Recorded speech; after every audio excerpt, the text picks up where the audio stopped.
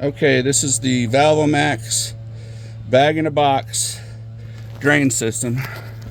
I have it set on its side. I don't think it's recommended to do that, but I'm only draining 6.4 quarts, and I'm thinking that it'll be fine. Anyways, it has this attachment to the top of it, the tube, and of course where it attaches to the bottom of the oil pan, there's also a Valvomax valve on that. And it's in the process of draining. I used this is a 3-foot hose that came with it. I used a I don't know, I got that at Home Depot. I think it's $1 at Home Depot, Husky clip, just to help with managing the hose. That's it. Draining it out and replacing the oil. It's supposed to be mess free. So far it is.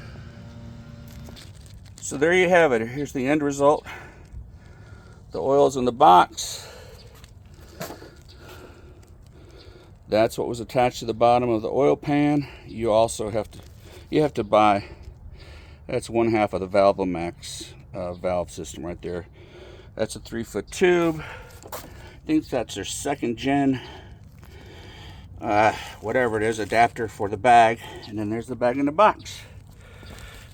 Give it a shot.